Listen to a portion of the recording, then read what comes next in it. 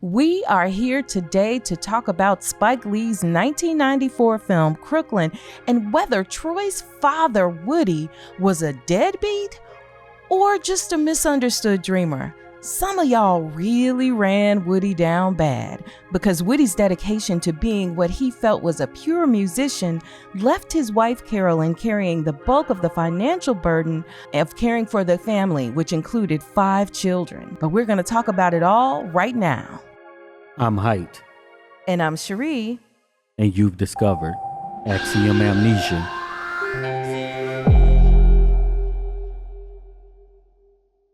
We want to thank all of the supporters who helped to make this video possible.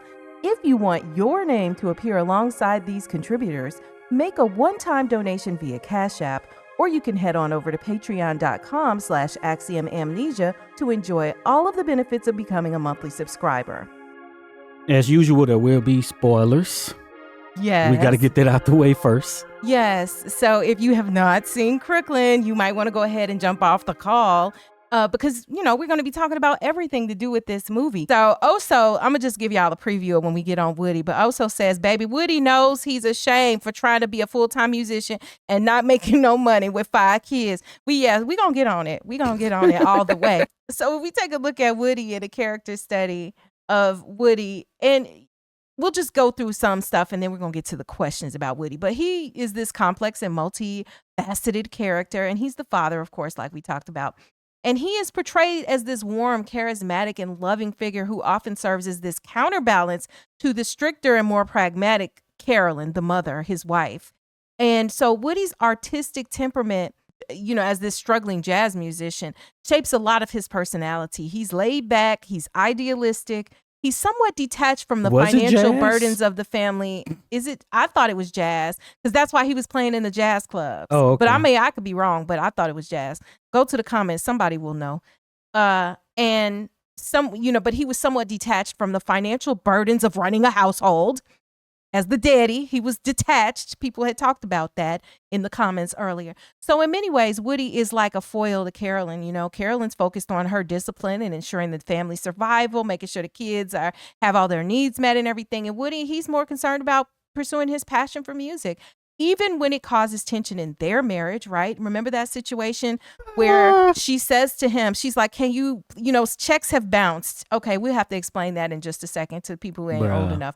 But basically, she wanted him to write down the checks that he had written in the checkbook so that the checks wouldn't bounce. Because back in the day, you could write a check from your bank account and it took time. There wasn't this whole instant electronic thing that they have now. You would physically write a paper check and then you would present it to somebody or mail it to somebody. And then they would cash it. And they would basically give you credit. That. Yes. And so, so he got his butt on his back when she said, right. But you didn't finish the bounce write part. It down. Right? It takes a few days and then what? It takes a few days, and then if you have the money in the account, then it's fine. But if you don't, the check is going to bounce. Okay. And part of balancing the checkbook, you got to know what you've spent out. See, you don't have to keep that type of bookkeeping now because everything you spend on your debit card or your, any account you have now, it's like instant and up to date. The balance it says is the real balance. Whereas back in the day, the balance in your checking account was not the real balance all the time. Yeah. If you had checks out there that were going to have checkbook. if you had checks out there that hadn't cleared yet, then, there wasn't like, your available balance and whatever. You didn't have all that. It just was like, hey, this is your balance. But if you wrote a $500 check and you got $450 in the bank, you don't have $450. You got negative $50. Yeah. So you that's what was going on. It, and they right? You would float it. Listen, I don't want to talk You'd about be like, the I days know my of money, floating. my money coming in Thursday. So we're going to have to write the check and hope that they don't, hope you don't cash the check. Or you just be like, don't cash it until Friday. Listen, I'm old enough that just after I got my first bank accounts, like within the first couple years, like you could still float checks then. But somewhere maybe like in my 20s at some point, they started where it was like instant. I remember I wrote a check at this one place and it was like out of my account instantly. I was like, what? Wait, what is that? I've got things coming through. Hold on. Things are going to bounce. Y'all know. Those of you who are old enough know about floating them checks. I just wanted to jump in here to encourage you to join our free Patreon tier. Yes, we have premium paid memberships on Patreon and YouTube channel members who get exclusive content, early releases, and other perks, but we are now also offering a free Patreon membership tier where you will get videos that are not offered to the general public on YouTube. For example, we just dropped a 3.5-hour watch party for the new Luther Never Too Much documentary on our free tier, where you get to watch the full movie along with us in our commentary. If you like what you see, you can join one of our paid membership tiers later, or you can just remain as a free member with no strings attached.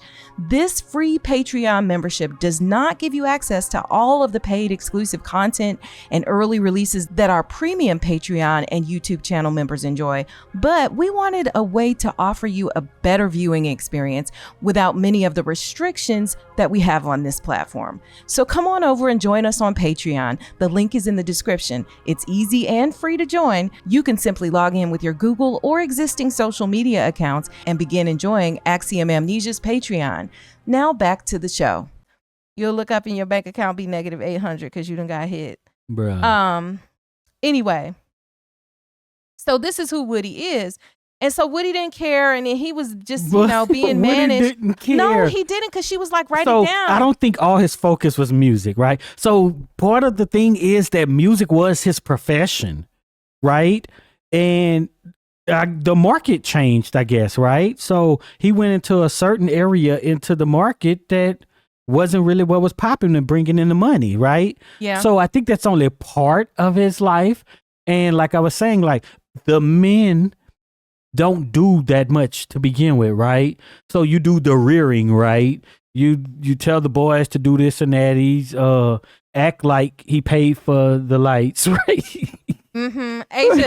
Asia says in the chat, there wasn't any direct deposit either. Yeah. You know what I'm saying? Your paycheck from work was not direct deposit. You had to go get that check. You got the paper, and you had to take that junk to the bank. And be like, update my stuff. And stand in line and give them the check. And then at some point, you could do it with the ATMs. But I'm old enough to realize, although they always had ATMs from the point where I had a bank account, but when I was a kid, they didn't always have ATMs. Like my parents didn't always have an ATM. Yeah. But anyway, so Paris say that Woody was carefree and careless. I don't see where he was carefree. Right? It's sort of like he was carefree. Oh, okay. I don't know. He wanted to be carefree. Like he had a profession that he was making money in, and like someone talked about is when the Bloomingdale's and Lord and Taylor's came up, right? Yeah, because he used to have more money. Right, exactly. And the money didn't so it's not up. just carefree. He's trying to work in his profession and bring in money, and that's. But when it's not bringing in money, then as the father of 5 children and a husband, you got to be like, damn, I'm not going to sit up and watch my wife. And that's what he did. Then he started doing other types of shows. That's what it was about. Yeah, he did. He was willing to do other types of shows. That's what was bringing in the money to begin with, right? Yeah. So then he went and he done something he did not want to do. The pop music, basically, or rock and roll. Who knows what he was doing? But that's what we could just generally call pop music. That's what he did, right? So Paris and Shy Girl said he didn't care about bouncing them checks. He was carefree in his attitude toward responsibilities and how they were in dire straits. He was carefree. That's what the folk in the chat I are see saying. What they say. It's complicated because his same attitude he had paid off in the past, right? Right. It's sort of like, you know how everybody's talking about AI is taking our jobs and stuff, right? Well, then stop talking about that. And the people who are in the jobs that they're going to take, tell them to do something else. Or you could sit around and be like, well, I'm going to just keep doing this office work, right? Yeah. But you don't look at those people like that. Then just because it's music and art, because this is Spike Lee, right? An artist.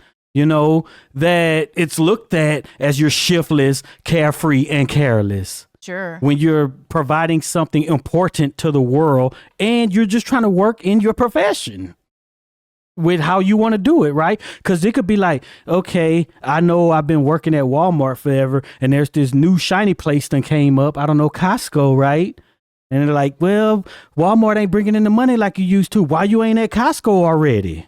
But Carolyn was a teacher, right? Yeah. And so Carolyn was like, my money is not enough.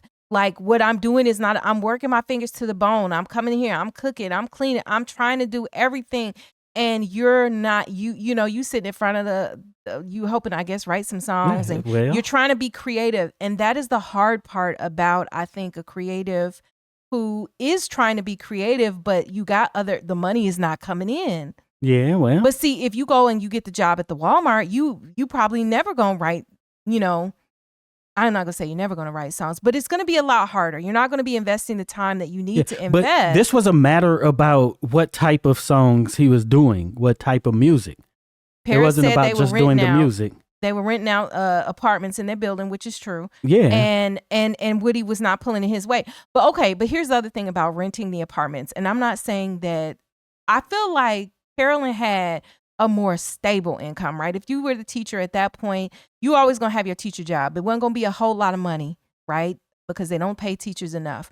But when he was high, when he was up, when his music was up, he was making a lot of money. But then when his music was down, he wasn't. But Carolyn's job was, not going up and down in the same way, right? Yeah.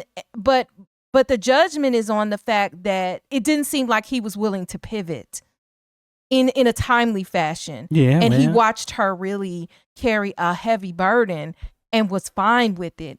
And I think that was inconsiderate, a bit inconsiderate at a minimum. Yeah. That's the thing. But I get that there's a lack of respect for artists. There's a lack of respect for people who create. People just think that creating things and making things is the same as widget making. There are a lot of people whose jobs, like, you can just go to work, and as long as you're physically there, you can just get paid still. But it's not that way if you're a creative. You got to create something. Yeah, and you got to maybe create something that shouldn't be created. Right. It's your moral obligations too. Like, where do your morality come in? Yeah. Right. Because I could go make some jam and twerk songs, probably, if I really wanted to. Or we could be talking about other movies in a way that is more salacious. We could not be talking about Crooklyn. Yeah. Right now. But that I just think that that's the hard part. That was the strain on their marriage, I feel like, was the fact that he was too comfortable with letting her carry such a heavy load in those moments. And I think he had to reevaluate and think about, he probably didn't even realize everything Carolyn was doing until she was gone.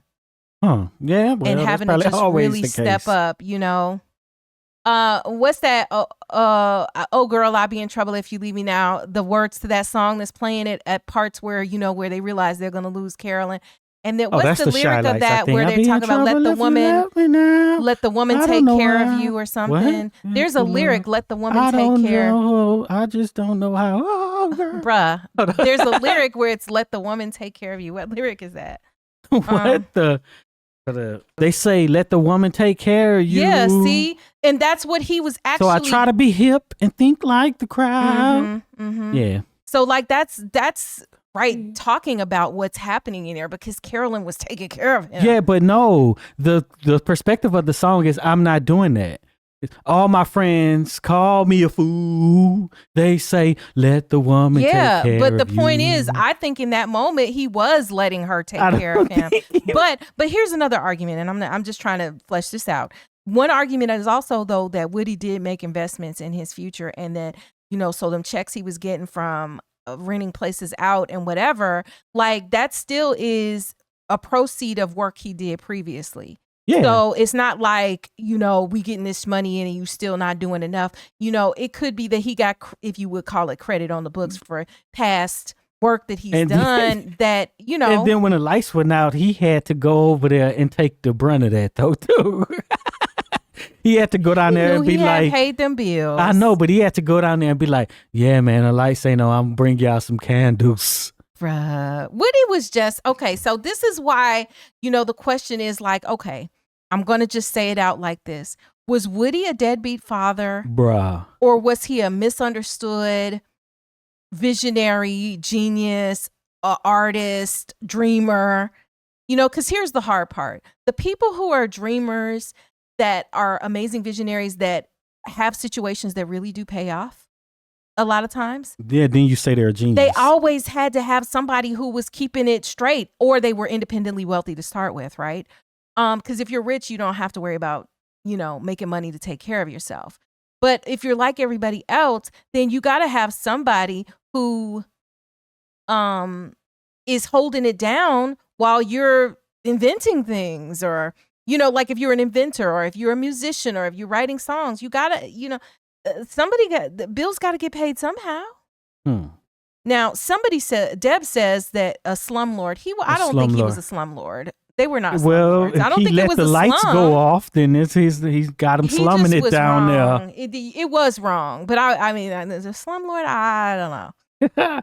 Think about it. If your lights go off and it's just because they didn't pay the bill, I don't know. You earned that title. You probably right. Yeah. Woody was a bum. His brother helped him out a lot, Paris said. Okay, so his brother, I think, was the one played by Vondi Curtis Hall that was married to Joie Lee. What did he do? He paid for the ticket for what's the name to come back home. Yeah. Like, you know. But bum, that's so hard. Like, ooh, bum. Well, that's what you've been saying the whole time. I haven't been saying he was a bum. You ain't used that word, but everything you said points to that. What? That's what you said. He ain't contributing nothing. He careless and he's carefree and just letting the woman do everything, carry all the burden. That's called a bum. What? Okay, so I wasn't putting it together in that manner. I just think he was not being as mindful as he should have been, because I don't think his intention was to be bum. Like, I don't think you don't have to be an intention to be wrong. I just think that it wasn't until his wife died that he probably realized that he did need to step it up. Yeah, but so he did though. That's the thing. So think about it. In 2025, how long does it take to get behind? That's 2025. That's what I'm saying. One check. Exactly. One check. And we're talking like she's just been carrying him for a year. So let's talk about some of the thoughts or possible perspectives on Woody. Woody? You know, so we were mentioning how Carolyn, she's focused on discipline, making sure the family survives and everything. Woody's concerned about pursuing his passion, even when it causes tension. And so his ability to fully shoulder his responsibilities as provider creates conflict. How do y'all feel about that in the chat? Was Woody supposed to be the provider? Should they both be rowing the boat, or should Carolyn have been able to stay home with the 5 kids and manage them? You know, I'm just being extra messy with the question. But, you know, I want to know how y'all feel about these things. I definitely think that it's just something wrong with a grown ass man. It's just, and that's like a sexist thing to say, because you wouldn't judge a woman in the same way. But yeah, I don't know. How long has it been happening? So the thing is, when Troy was away, they all went to his show and it was successful and he started making money. Mm-hmm. Right? So it was resolved. Baby, that money is only as good as this much. But just think about it. If anytime something went bad and a man who didn't have whatever money, right, lost his job maybe, or was working trying to work the oil fields and the jobs done dried up, or driving a truck and the jobs done dried up, and then something like that happened and it's like, yeah, you're a bum. Well, because your wife still has a job. What about this? What about just that Woody was a flawed yet well-meaning father who deeply loved his children, and he frequently gave them these tender moments, right? Played music, cracked jokes, showed the lighter and nurturing side of life and all that, you know? But he was flawed. He was humanized by that, you know? But see, that's not the way we analyze it, right? It's the picture that we paint of it. Bruh. Where the flaw is, okay, I didn't realize early enough, right? Or I went too long trying to go down this path to she's carrying all the load and he should have known better ahead of time. And you know what I'm saying? Like, there's very different ways of looking at it. Well, I'm just like, do you see your wife drowning? But do you see your wife drowning? And forget even if but is she drowning? Is she working extra? Bruh. Right? Because drowning would mean that, okay, now she done took up a second job. Right? Because he would be drowning too. She's already got her second job, which is raising all of them kids and worried about they comings and goings, where the daddy is just sitting there being intolerable sometimes. Well, he's worse than flawed, right? He's just terrible. But see, I don't want to say that about him. Just because you don't want to say it, you're saying it. What? I mean, the thing is, she just still had a job, right? So why is he not drowning too? Okay, so it ain't like he's still in a boat and she just outside of the boat. Deb brings up the fact that she worked the summer job. So that means like that is a second job, you know, because you're off as a teacher during the summers. So she did take a second job. She took extra work, more work than always she do that. would have.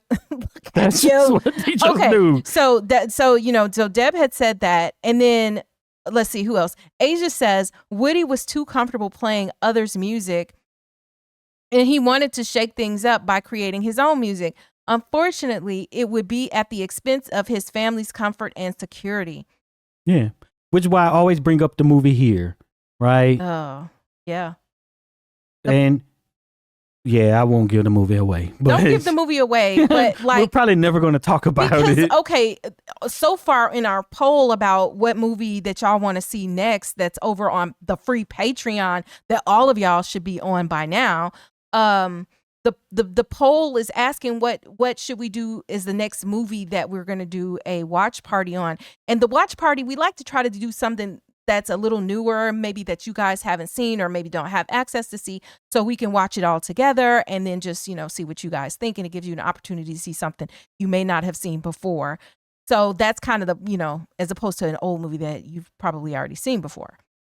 So yeah, but nobody voted for here so far. Yeah, so but I might as well just give it away. Don't give it away yet. I'm not going to give it away. But back to Woody, like that's, you know, because as far as Woody is concerned, it's complex. He's complicated.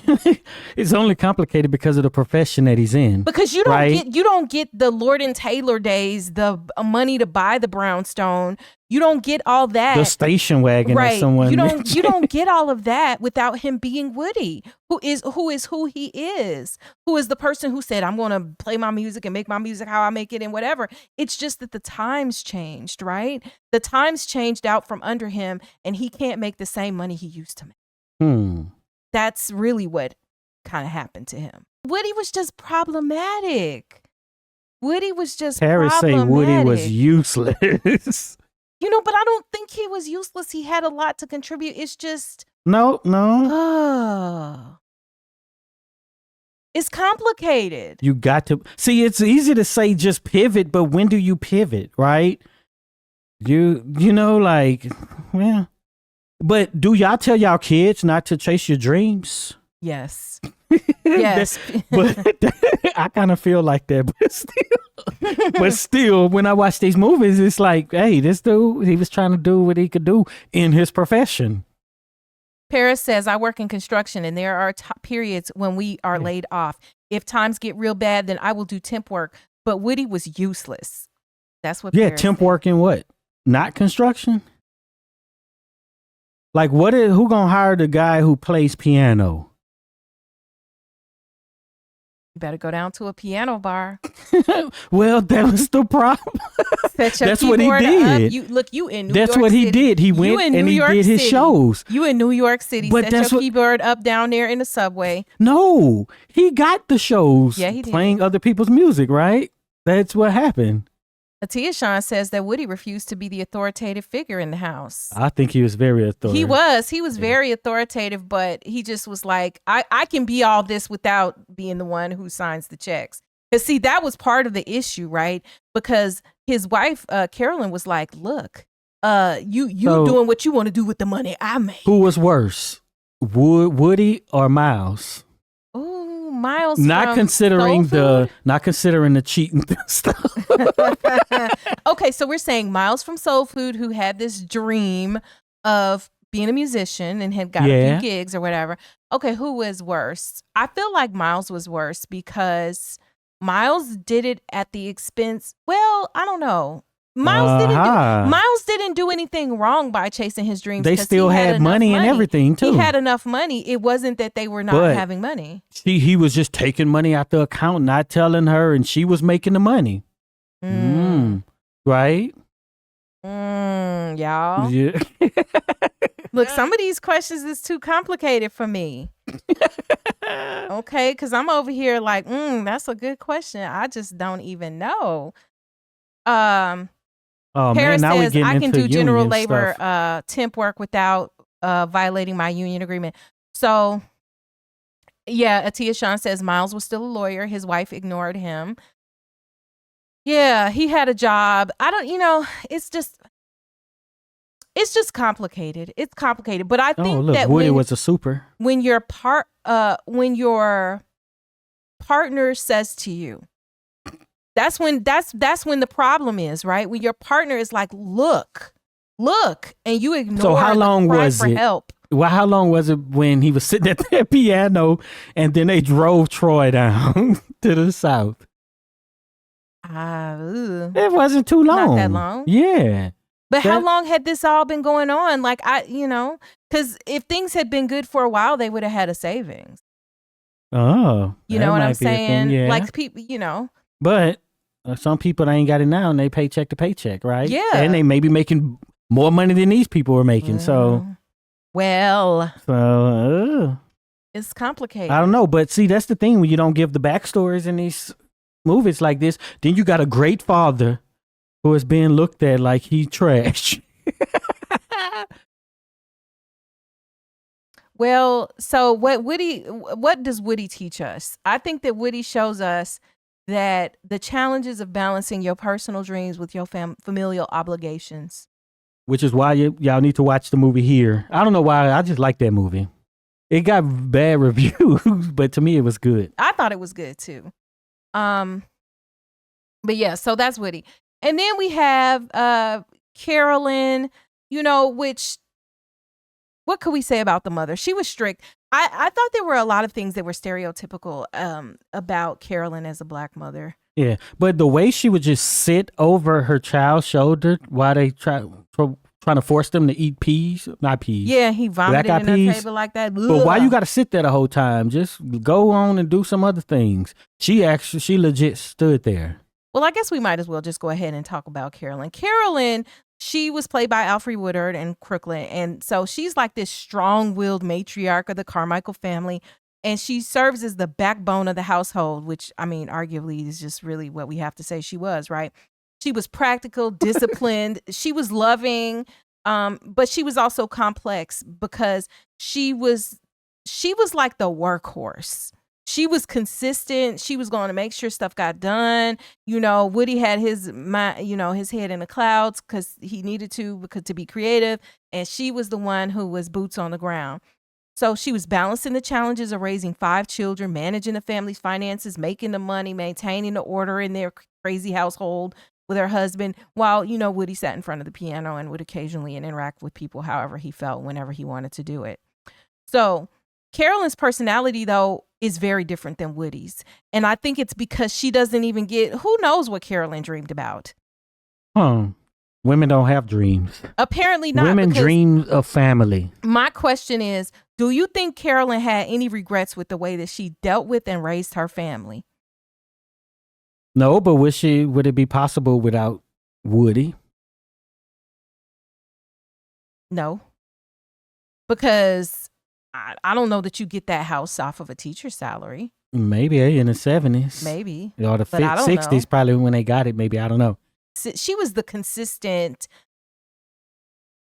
person, which is why her loss was so hard for Troy, because she was the consistent figure. She was the same. She was going to wake your butt up if you didn't clean up that kitchen, and you were going to get up and clean that kitchen in the middle of the night if she said so. So you had to make it that there would need to be void to fill or something that happens, right? So if he's just financially stable on his own and everything's going fine, then when she died, we don't get that same ending that we got, right? And we don't need to see Troy take up this mantle in that same way, right? So you kind of have to make it where the man is struggling so that after she's gone, it could be like, okay, there's still some adversity there in that moment, right? There needs to be significant that when she dies, that this house could fall apart.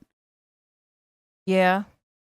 Yeah. But I just think that, especially in a big family like that, the loss of any one family member stuff, especially a parent, is gone, man, that's foundational. You know, how is the house going to stand without a piece of the foundation? As big chunk is missing. So, you know, things have to be redrawn. The plans, you know, some things have to be to change. And we saw, you know, Troy mature and try to take on more responsibility at the age of 10 years old, even for her brothers, her younger brother, and the older ones too, I'm sure. You know, she tried to do a little bit more. You know, Atia Sean said something interesting. How did Carolyn become Carolyn? Because Carolyn was raised to be Carolyn by another Carolyn. You know, kind of like earlier in the conversation, I don't think you were here when we were talking about it, but Heit had brought up like the idea of women being socialized. You know, when there's gatherings, the women are in there learning how to, you know, serve the plates and, you know, go in the kitchen and figure out how to. It was a post I seen on social media where they were talking about that, where women don't get to enjoy themselves when they have events or whatever, or get-togethers and gatherings, because they have to always do work. Well, and what I think about women is that the enjoyment is always by proxy, right? You're like, I'm happy because the people I love are happy, but I'm really dog tired as hell. You know, and I don't know.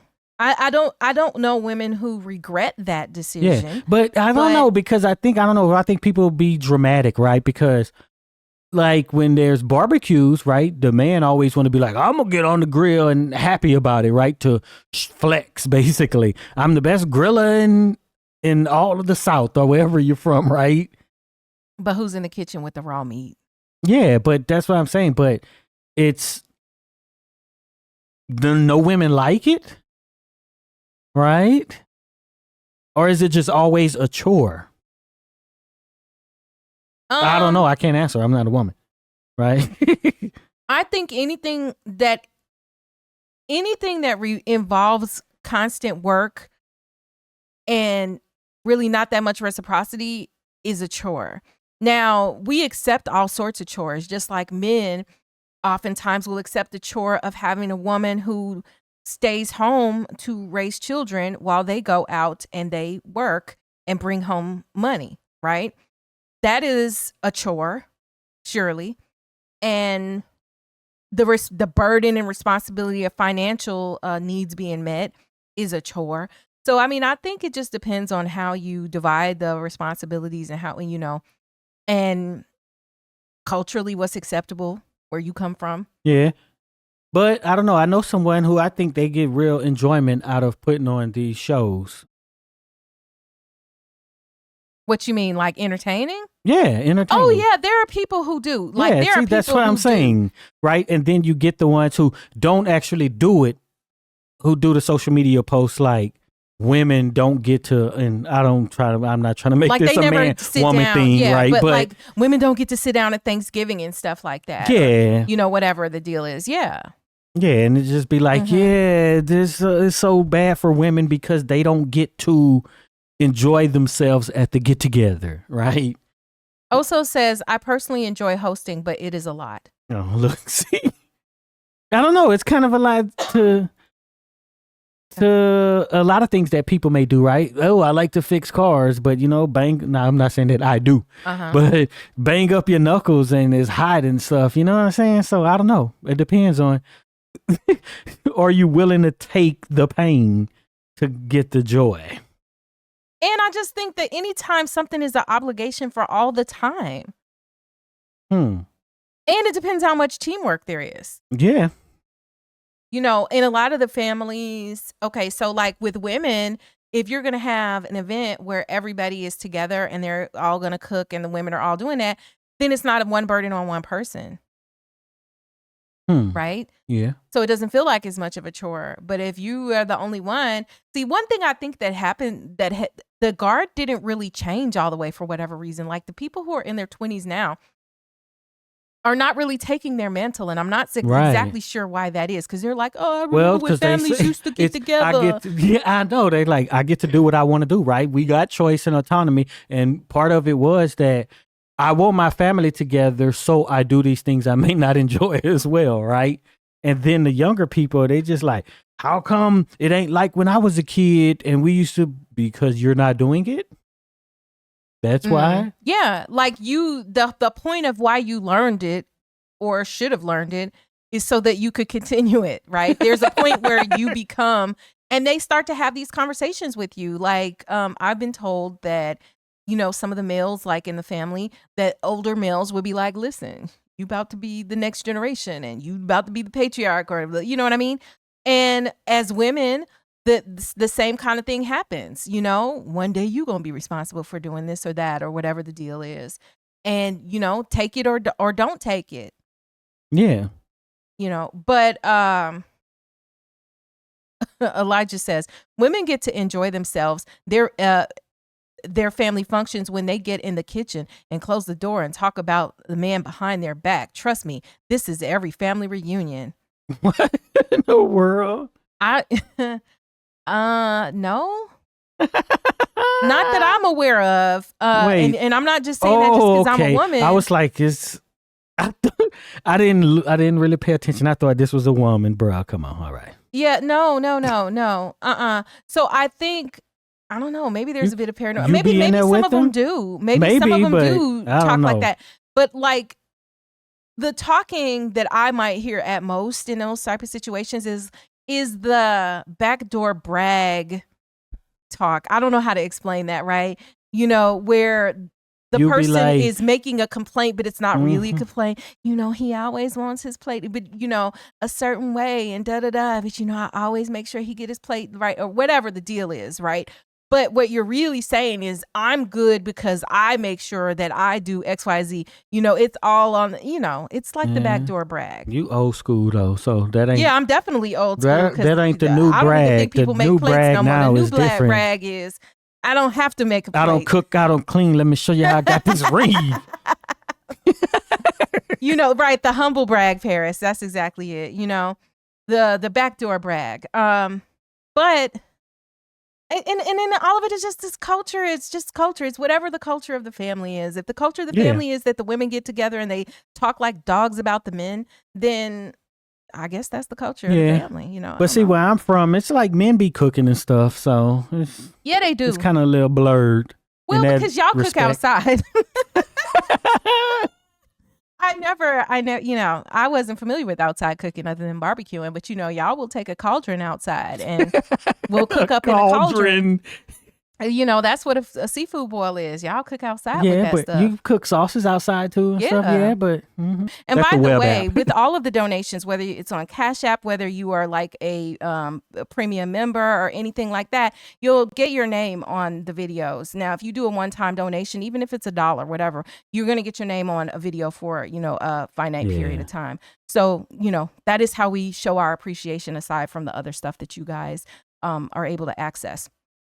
Back to this whole movie, back to Crooklyn, back to the relationship between this husband and wife and their agreement. I just think that you needed a Carolyn in order for Woody to exist. Yeah. You needed a Woody. Well, no, you didn't need Woody for Carolyn. Carolyn would have been fine with whatever. But you definitely, Woody needs a Carolyn. No, she had 4 boys. Okay, that is kind of true. Okay, right. I wasn't thinking about that. He was over there. He was booting up to the neighbor and stuff. You know what I'm saying? So he handled that sort of stuff, you know, and I'm assuming he handled the stuff with their property they were renting. Mm-hmm. So, yeah. and he did the driving. He did the driving. So, Shy Girl says the elders have gone and it's not the same. Yeah, I think that's just a part of life and getting older and realizing, you are the elders at some point. You're the elders. It's you. You got to do it. Otherwise, it gets lost, right? And then some people have decided that it's just not worth it. Like they're not willing to do certain things, which I'm not mad at, because like it's a lot to ask in some cases. It depends on the future that you want. Is really what it comes down to. Or the community that you want or whatever, right? The society that you want. It's what we do. Mm-hmm. And if we don't do it, it don't get done, right? And if we don't do it, it don't get passed on, right? So it's whatever we want the culture to be, that's what it's going to be collectively, what we decide. Elijah says, now that you're grown, there's more pressure on you when you're a kid than when you're a kid. You get to meet the benefits. Not you're the one that has to provide the provisions. Now, yeah. That's when it gets hard. That's exactly it. But see, that's the thing. When you're a kid, you don't have to worry about it. It's covered. But you owe it to your community, right? Your family, community, your whatever, however you term that, to give back what you have received. Yeah. And not to, let's say just somebody's not family. Just let's say you do something for a job. You're a teacher, right? Mm-hmm. You go and you teach and you got these badass kids doing whatever, being disrespectful and stuff. But you do this because the populace needs to be educated, right? Mm-hmm. And that's just the way it is. You got to go through it because this is what needs to be done, right? So if you can apply that to your more personal relationships and family and friends and whatever your neighborhood community that you're actually in, then I think it's some kind of similar. Well, and I think you also have to take a step back because sometimes individuals will have you wanting to compromise your life creed and philosophy, right? Oh, I'm tired of them. They don't ever do, But in theory, you think that things should be a certain way. And rather than serving the people directly, I think it's better to serve the philosophy. So if I believe that people should always have a place to go on holidays and feel good about it, and I provide that, I'm not providing it for people directly in my mind. I'm doing it because I think that's how it should be. Yeah. I'm being the change that I think should exist, or, I'm making the world the way I think it should be. And it's not about the people who directly benefit from that. And, we talk about this a lot because a lot of times our blessings, if you will, don't flow from the same direction that we have blessed other people. It's not reciprocal. I may give over here and then somebody from way over there is doing something for me. And that's the only way I can justify it, in my mind. Right. If I think that the world needs something, then I just give it. And if I don't get back whatever, then what am I doing it for, right? If I'm expecting that it should be something that's reciprocated, right? If I think it should be that, I just do it. And much like how it used to be with the idea with a family, right? So Carolyn will provide for her family and not expect anything back because that's just her family, her kids, her loved ones. Yeah, like think about every time you went and you were at your extended family's house, did they ask you for money for the plate you got? When you went to Sunday dinners and whatever, did they ask you for money for all of that? I seen posts that's talking about, oh, you go to this thing. What are you? People who, whatever, the family member who doesn't bring anything. Like, come on. Like, we're getting real petty. Nobody would say that and point out a family member who doesn't bring anything because it would be assumed that if you didn't bring anything, it was because you couldn't. Because where I come from, it is impolite to show up and not bring something.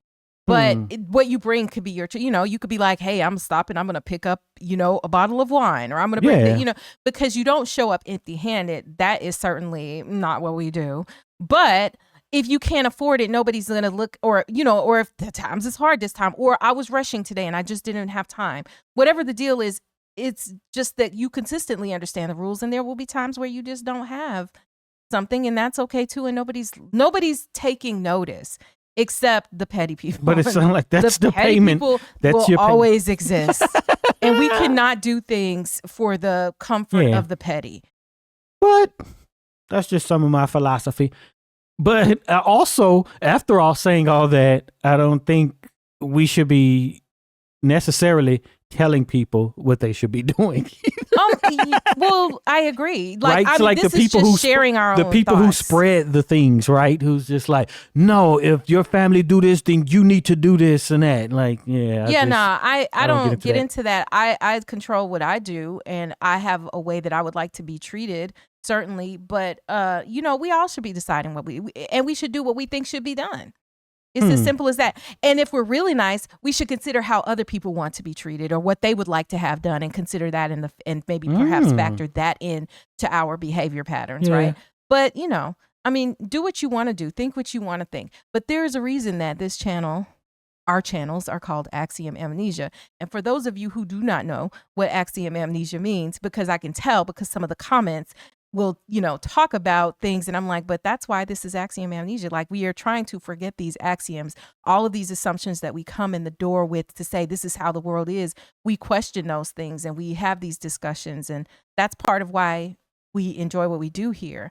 And so we challenge ourselves, because somebody, it came out because somebody had said, somebody was like, well, Heit, he comes and he's playing devil's advocate just to be saying something contrary. And, I was like, but actually we both ask each other the questions, and then maybe difficult questions. We ask ourselves that, we challenge ourselves, we demand that of ourselves. We demand that of you as viewers and commenters and listeners, because that's part of critical thinking. But if I say something like, I think this, that's not devil's advocate. If I say, what if this, or what if we consider this, that's something totally different. But sure. It's on the viewer and listener to get that.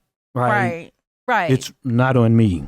And we're all at different levels. I mean, I think I know most of you guys do get it, because I can see it in the comments. But, there are others who you just have to leave the breadcrumbs for, and, they'll find. And if you want to read something great, Voltaire declared The Dominant Idea, is a good read. Yeah, we haven't talked about Voltaire declared in a long time. We ain't talked about none of them people in a long time.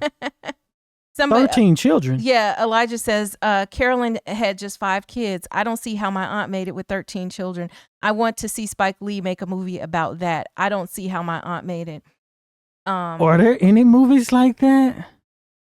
The only way I can think of how you make it with 13 children is it's not because you were like the direct parent of 13 children at the same time. Yeah, like, because some are grown community. And also too, right? Some grow out of the household and leave. Yeah. By the time you have, and I think like my grandfather probably had 19 kids. 19 kids, yeah. Well, that's something a lot like of kids. That. Yeah. That's a lot of kids. In the same house. But see, when he it's a didn't man, have it's the kids different and though. run off. It's when it's a man, it's different though. He said his aunt had 13 children. That means she had 13 children.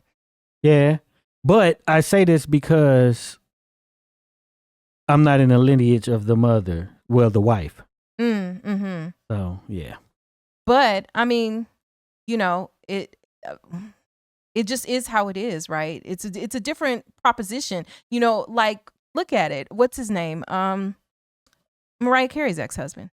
How many? He got about 20 He got about 13 now. No. 15. Yeah, he's somewhere in like, yeah, it's easy for teens. It's easy for a man to have 13 kids. To have. But when somebody say half, they're not talking about having. But no, what I'm saying is it's easy for them to make 13 children. Yeah. But a woman? But to have them means that you're with them and in the household and taking care of them. That's what it is. Listen, we're not even going to get on all that, because that could just be a whole nother conversation. Because y'all just don't know. Wait, your step-grandfather had 27. That's a lot of kids. Yeah. That's a whole lot of kids. But some of these comments, like, sometimes I'll just be like, man, the people, the soapboxes that people will get on in comments, about different things, boy, you look at it. But I don't know. I go back and I don't think that Woody was like shiftless and not. I think he should have listened to his wife a little bit more. But now he about to find out what it takes to raise 5 kids. Well, and luckily he's a fictional character. Yeah. So says, I appreciate y'all. Love y'all channel. And thank you too. We appreciate you. So was this movie good? Yeah. Was it great? Yeah. But it's sad. You know what? This movie ain't about nothing. What you mean? Like some narratives, like I was saying, his movies are boring, right? Spike Lee's movies. Yeah. Mm-hmm. Wait, did we talk about this movie already? No. It's Deja Vu. Maybe you had deja vu. Yeah, we haven't talked about this. Okay. But I do remember you saying movies are boring, and I think you say that the same situations, like what makes it interesting. Oh no, is how we did. He got game. Oh, that was the first one. Yeah. Okay. Yeah. How could I forget he got game? Okay. This isn't the first Spike Lee movie. Okay. So yeah, this was another one of those quote boring movies, right? It's just you're telling your little story of something that seems insignificant, but like we saw in the comments, it's not that it's extraordinary to the people who experience it. Yeah, and a lot of people identify with it, right? Mm-hmm. So that's what makes a great story. Yeah, it's good. I think it's very good, but that's my way of saying it ain't about nothing, right? It's just about everyday old thing. Most movies you watch is something extraordinary, somebody going to the moon, or you know what I'm saying? That's what movies are about. Yeah. Some crazy twist at the end that oh my God, I didn't catch that. Yeah. You know, I didn't know that was coming. And this is just, okay, they were around in the summer of 73, and look what happened. Very short period of time, and a little kid, though, too. We didn't get much movies like this. Also says, people always ask, what is this movie about? It's blackness. And see, I think that at the time the movie came out, you think about 1994, which I mean, I guess is like almost the 90s, the golden age of black cinema. You know, I can't help but feel like I just loved seeing black people on the screen, and black people who with whom I could identify and look at them and say, their hair looks like mine. I look like them. They look like me. I can relate. And yes, of course, I could relate to, let's take another similar story of a young mother dying, like Terms of Endearment. And she wasn't black, and it didn't matter. And it still is a human story and all of that. But it's just, it hits different when the music is us, when the people are us, when the acting is us. And it's just us. I just love it. I don't think it's about blackness necessarily. What part of it is? I think it's about Brooklyn. Black people in Brooklyn. But see, yeah.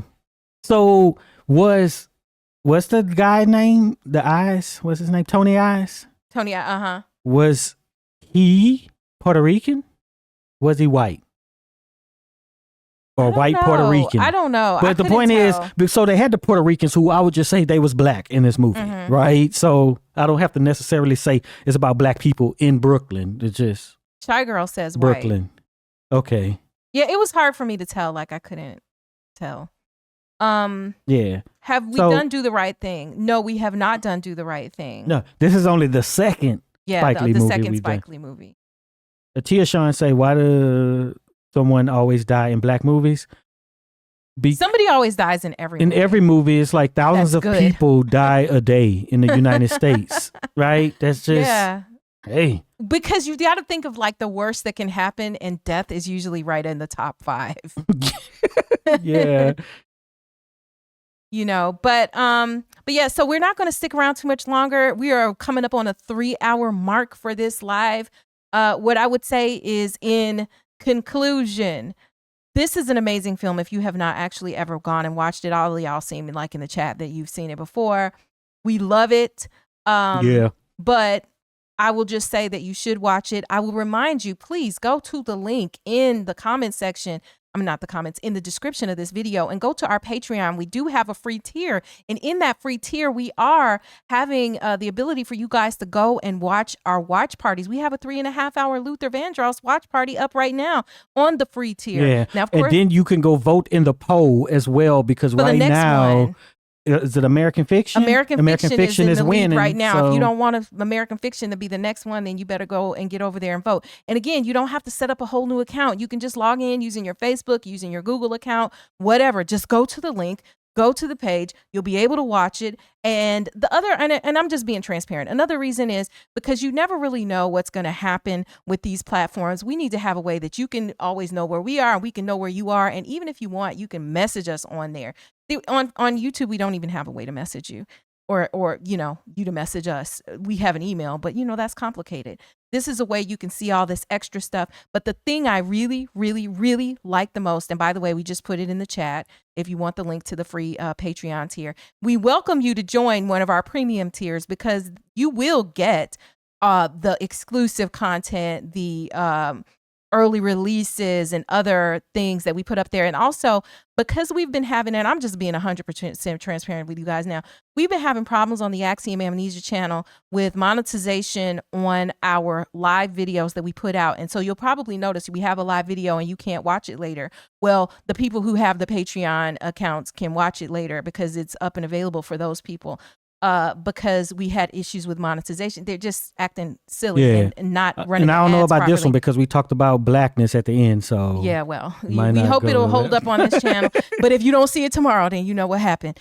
But yeah, so these are ways that you can support the channel. And even if you can't, we just appreciate you coming, sticking around with us, watching, and being here for these conversations because I think it's good for us to have these talks. So with that being said, Heit, do you have your last words? Because, people look forward to what you're going to say at the end of the videos. Go ahead and type bum. Bum. If you made it this far in the video, type the word bum.